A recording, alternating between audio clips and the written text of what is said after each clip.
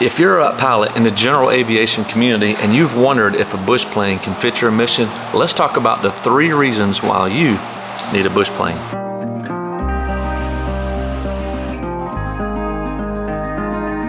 I was planning on getting to Andy's about 10:30. It is now 12 noon, and I'm just now, I think I'm going to be able to get out about here.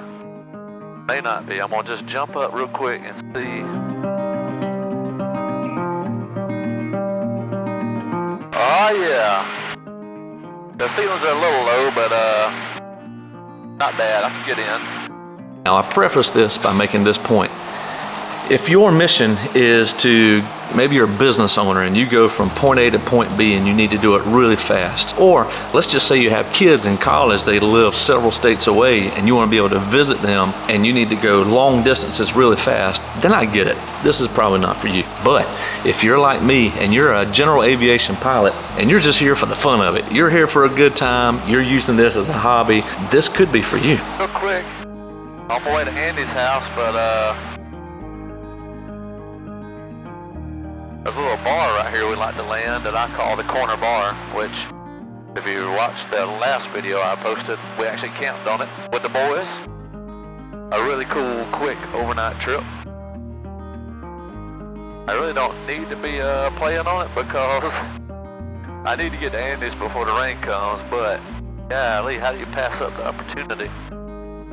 Is what I don't know.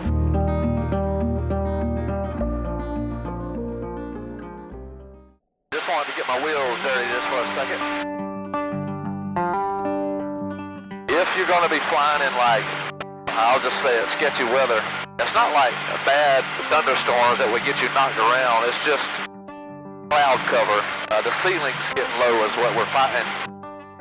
It's clear behind me, so in the event that I get down here and go, it's getting a little too close, I'll just make a circle and go back and land on the bar and hang out there for a little while. Alright, not quite. I can see Andy's, the area where his farm is at, and it's raining. So I'm gonna make a turn and go back to the bar right here. And, shucks, I'm gonna have to go play on the river for a minute. I sure do hate that.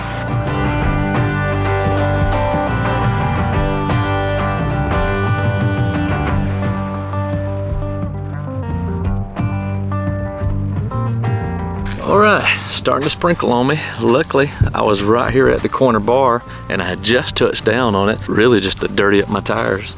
Point being, it actually worked out because I needed to circle back, come to the bar to wait out the rain. That rain that was at Andy's house, seems like it's starting to rain here, so maybe it's pushing over me. A couple minutes, maybe I'll be blasting off. But man, you talk about the benefits of owning a bush plane, flying somewhere, headed to a fly-in at your buddy's house, and all of a sudden it starts raining on you. No sweat. Just find you a bar, set the bad baby down, and wait it out. Point number 1, this airplane is versatile.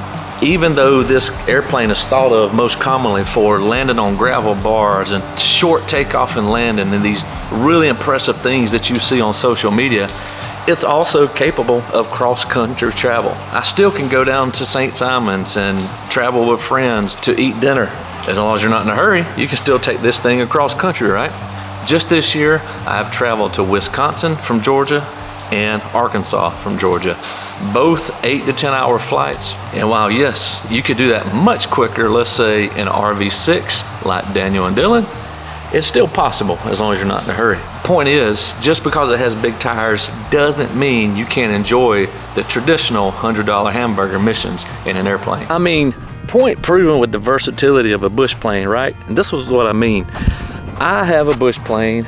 Chris has a bush plane. We're both headed to the same place. Weather moves in. I can plant mine on a sandbar. He was close to Alma. He planted his on a paved runway. We're completing 2 different missions with the same type of airplane. And I'm just here to tell you, if you tried to land your Cherokee 180 or your Cessna 182 on this bar, you could do it one time. I digress. We're on to Andy's. Here we go. All right, pie rip from Dylan. He just gave me a pie rip, and it's actually blue skies at Andy's, so here we go.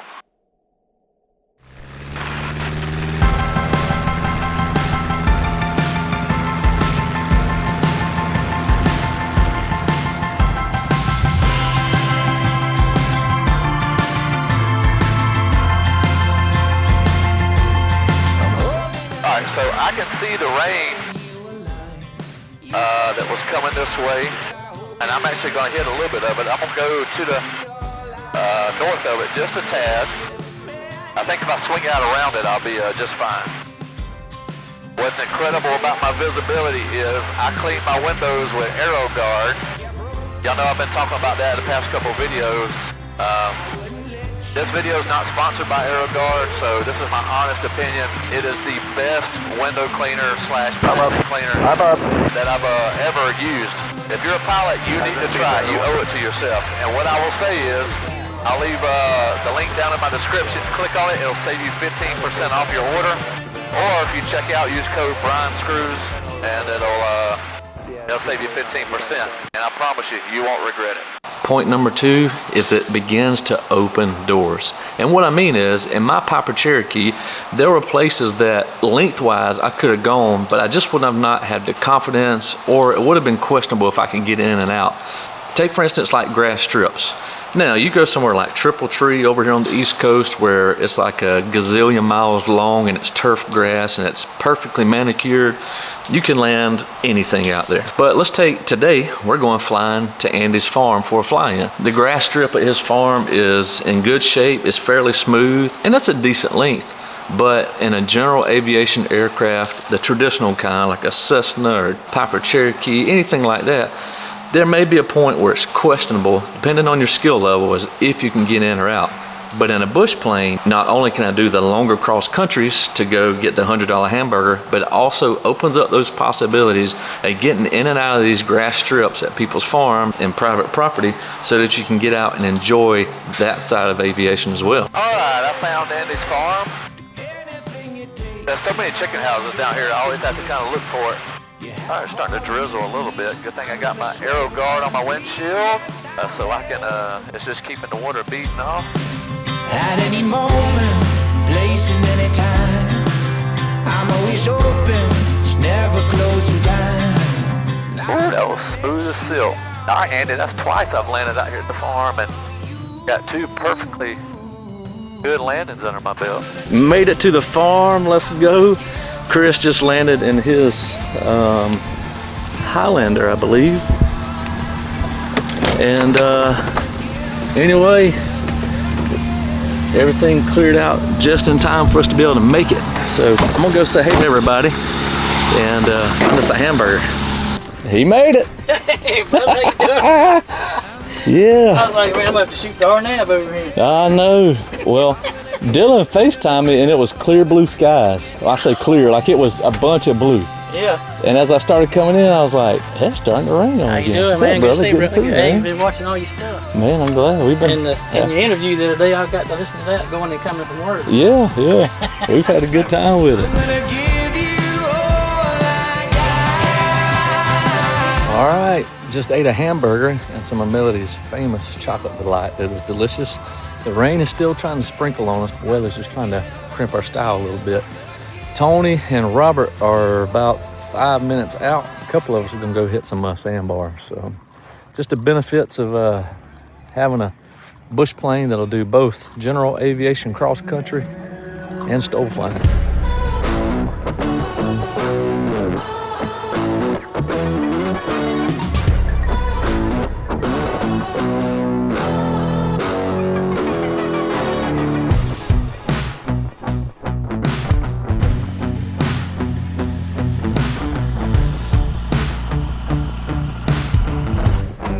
Robert, Tony.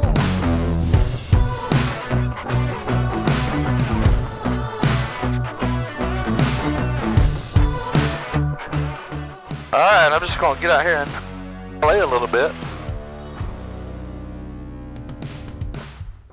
Brian, are you coming back around the runway? Yep, I'm turning final.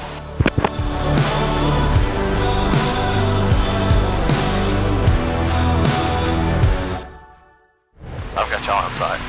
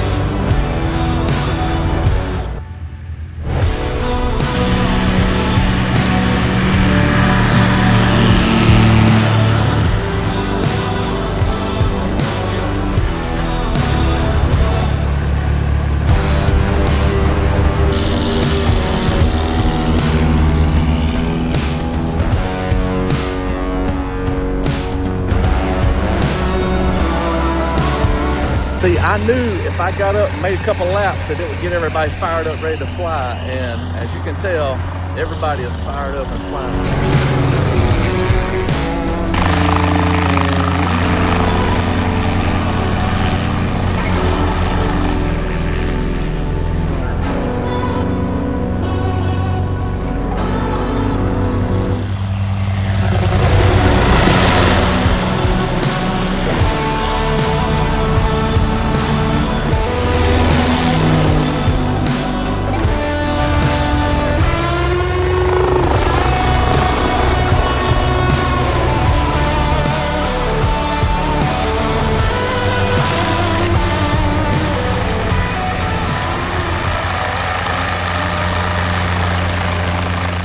That's a successful time. It's always cool to get a bunch of pilots together and airplanes and helicopter and just enjoy a fly-in at the farm or a grass strip. And again, this is the kind of strip that you could bring a general aviation or a traditional general aviation airplane into. But where we're going next is reason number 3 that you need a bush plane. Point number 3, there are no boundaries. I don't mean property lines. You definitely gotta make sure you're landing where you have permission. What I mean is I can take this airplane and I can fly it to places and land places that no other airplane could access. Your Piper Cherokee is not gonna land here. Your Cessna 182 is not gonna land here. Your traditional general aviation aircraft won't land at these places. And that's where a backcountry or bush plane really begins to shine. Another fly-in at the farm has come and gone. And as a yearly tradition, we like to come out here and play on the river when we get through at Andy's. Looks like it's going to be me, Andy, and Tony Prince. And when you come up over the trees, I'll be on your right side. Roger that, I'll be looking. What's the weather look like getting back home for you, Tony? Well, you know what? Old Robert made the mistake of inviting me to stay in his hangar. Oh yeah, done deal. Yeah, I don't know if Robert told you, but the charge for staying is you got to do some, you got to pop some rivets. All right, Tony, I'm gonna start my descent. Roger that. I'm gonna try to pull back. A little bit of wind on the water. Not too bad though.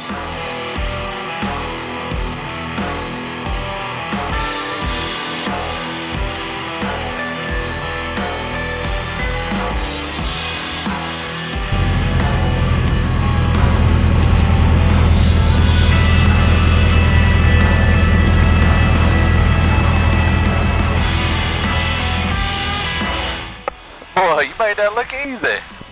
Dropping in pretty hard. No, it looked fine. Look like a pro. We got you on video. Man, I won't be famous like Brian now. That's funny. Y'all got jokes. I'm tempted to do one with me and Frank, but Trim is stuck again, Brian. Dang, not again. Yep.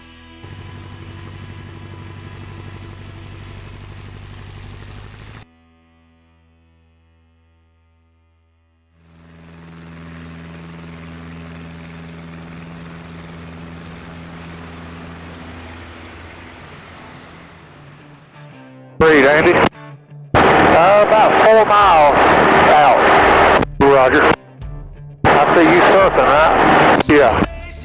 They still on the bar? Yeah, well, Brian just took off. Tony's fixing to right now.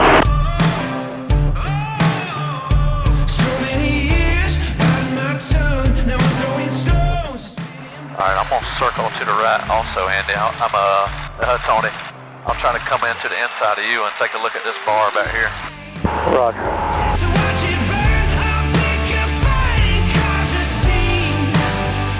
Alright, I'm going to continue downriver. That one looks a little rough. Yeah, it's real rough. You gonna land this one, Brian? Yeah, I'm going to land that one up here on the right in this sharp turn.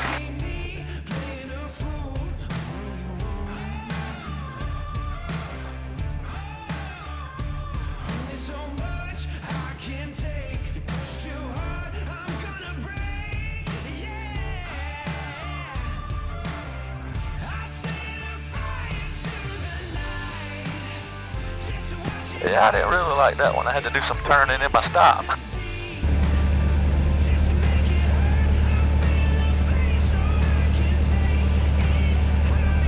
Nice. Good one.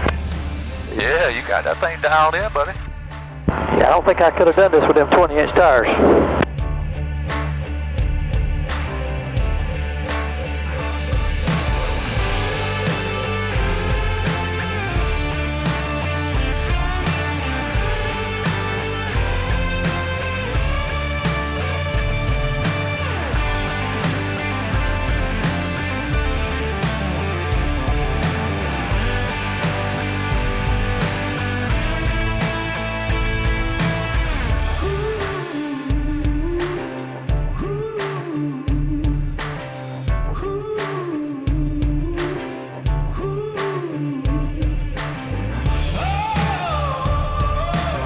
To get Frank on one of these bars, if we could get off. We could go on down to Mary's bar. I think it's long enough. Yeah? Yeah, that's usually the one. Let's do that. Let's shoot on down the river.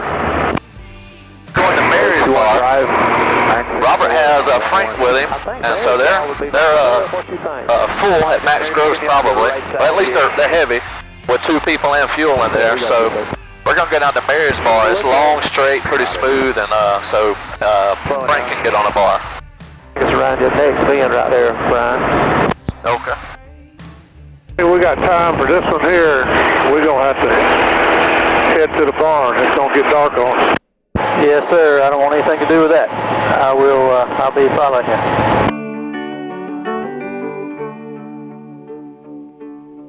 Bald eagle right there off my left wing there, Robert. Oh, yeah? Feel it now every time I leave.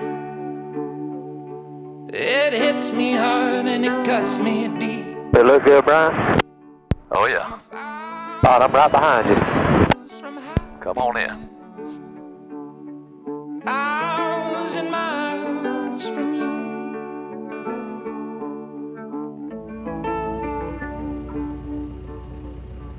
It's a far reach from you to me.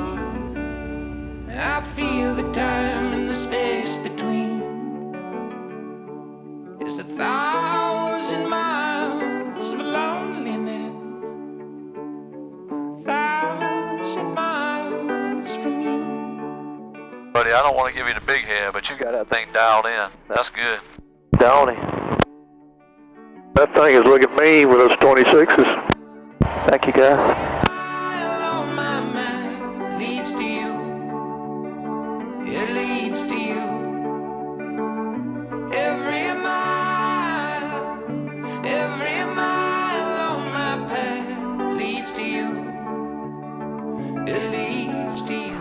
All right, so y'all have on both, or currently on either one, both traditional general aviation airplanes that go from point A to point B on paved asphalt, and bush planes. So which do you think is the most versatile? Man, versatile is a loaded question now. Versatile, I think my traveler machine. I can just travel and go anywhere with it. It's pretty difficult to travel and go anywhere with it. Robert, what say you? Well, it depends on your mission, you know. You want to travel or you want to just do backcountry or what? All right, so my take on it is I agree. If you were a business owner or you had like college kids that live far off and you need to make long trips pretty fast, then a traditional Piper, Cessna, whatever makes sense. But in my mind, a bush plane is still the most versatile because you can go from Georgia to Arkansas and do cross country as long as you're not in a hurry. But you can also land on sandbars, and your typical general aviation airplane is limited to only one side of that coin. You make a good argument. Yes, I'll have to concur with that, especially for retired guys that are in no hurry to get home. Well said. Yeah, I'm about 12, 13 more years, boys. All right, boys, well, I'm swapping over to Valdea. I enjoyed it. All righty, man. We appreciate it, Brian. Good to see you, buddy. Good to see you, Brian.